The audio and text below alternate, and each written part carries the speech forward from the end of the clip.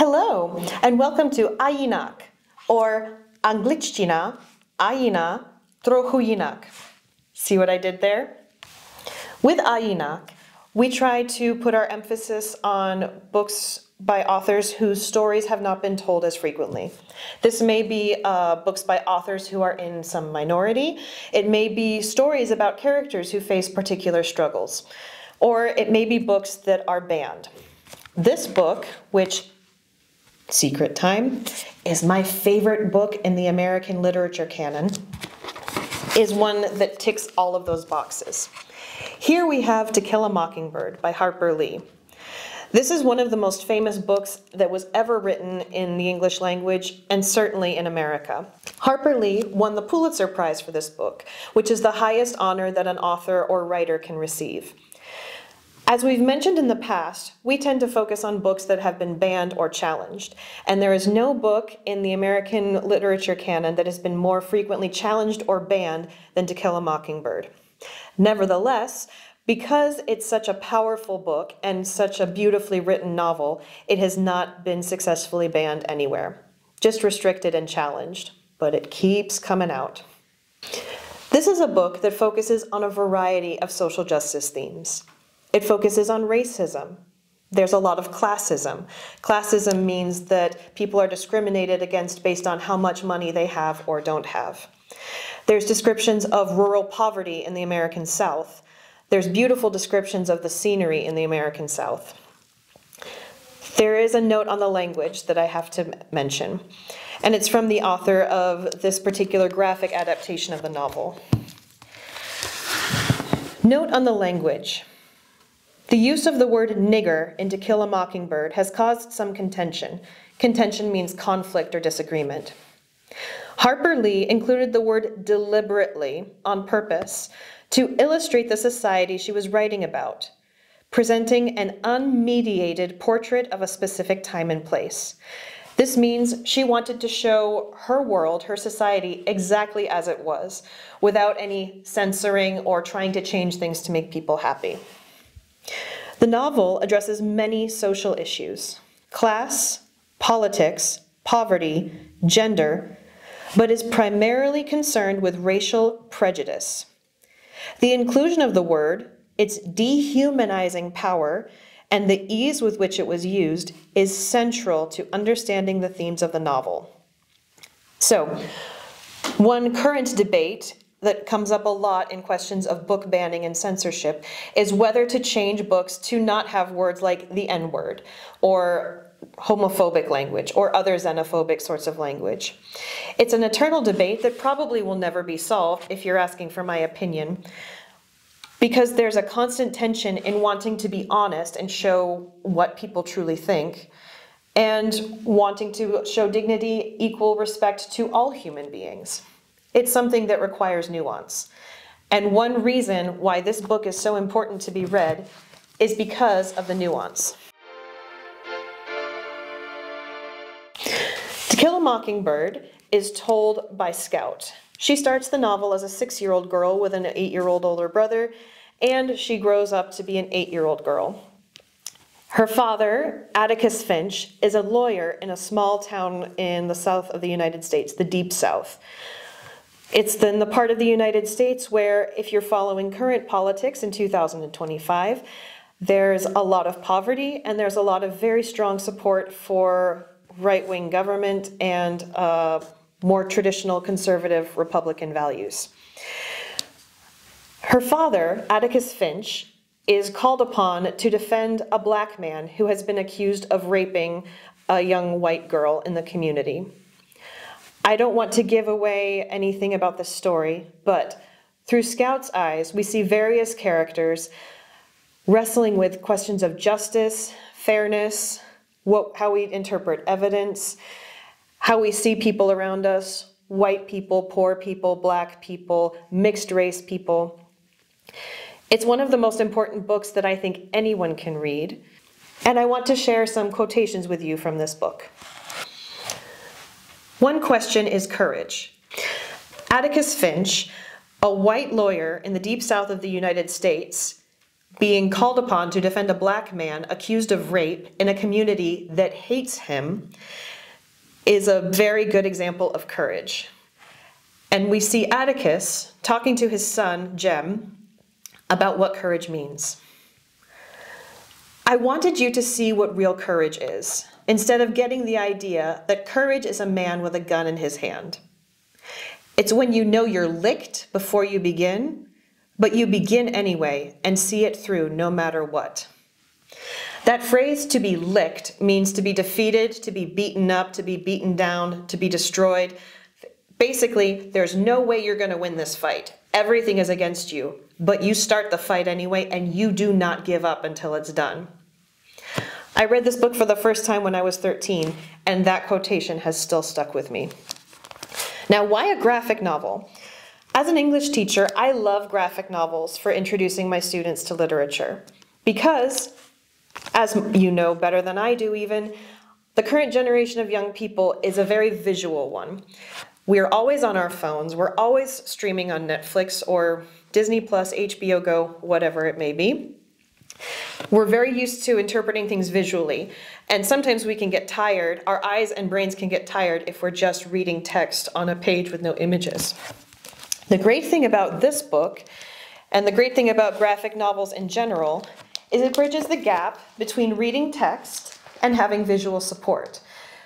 Also, it goes faster. Since there's less text on each page, your eyes and brain can go through and interpret a page faster, meaning you can make progress faster in the book, and your brain is more motivated to keep reading. This is the page, by the way, where the quote that I just read came from.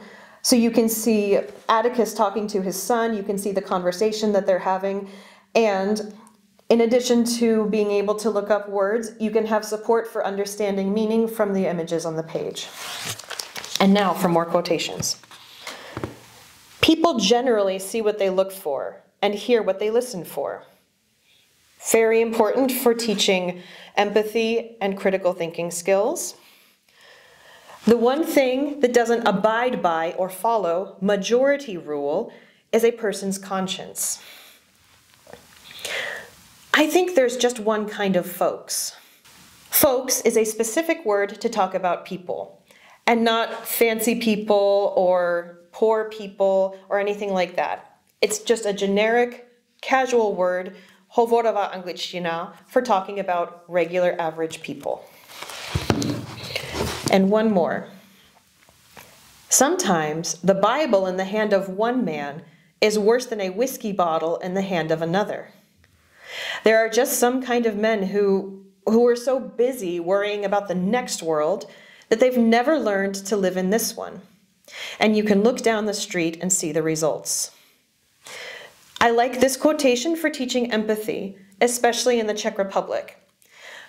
Czech people are among the most atheistic people in the world, though they're still quite spiritual, and it can be hard for them looking at Americans and wondering why religion can make people so fired up, why the Bible can be interpreted so many ways and cause people to act in ways that, for many of us, are unbelievable or incomprehensible. Incomprehensible means that you can't understand it. This quotation is a very important quotation for helping people to understand a little bit more about why Americans act the way that they do. I'm not saying that it's right, I'm just saying that may be how it is. And now, speaking of language, I'd like to share another little caveat, or word of warning, for people who are not so familiar with different vernacular or different styles of speech in English. Since this book is set in the Deep South, there are some characters that speak differently. I'm going to read a dialogue between Atticus Finch and the black man accused of rape. This takes place during his trial. When did she ask you to chop up the shiffa robe? Mr. Finch, it was way last spring. She said, I reckon I'll have to give you a nickel, won't I? I said, no, ma'am, there ain't no charge. Then I went home, Mr. Finch. That was way last spring, way over a year ago. Did you ever go on the place again? Yes, sir, I went lots of times. Seemed like every time I passed by yonder, she'd have some little something for me to do. Chopping kindling, toting water for her. She watered them red flowers every day. Were you paid for your services? No, sir. I was glad to do it, and I knowed she didn't have no nickels to spare. Where were the other children? They was always around all over the place. They'd watch me work, some of them. Some of them would sit up outside the window. You may, as an English teacher, be worried about giving a passage like this to your students because you may have them thinking, what did he say? I have no idea. It can still be good to practice pronunciation. Oftentimes when we are used to reading in a language, our brain fills in things automatically. We go into autopilot and we don't really pay attention to what we're reading. Passages like this can be good practice for reminding ourselves about pronunciation rules and also just getting practice trying to figure out meaning from a passage that's not so clear. Again, since this is a graphic novel, the pictures can help. Sometimes saying it out loud is a good way to guess the meaning because you can guess what the words mean from sound. If it's truly a big challenge, assure your students that it's okay that they don't understand every single word or that some of them are not correct.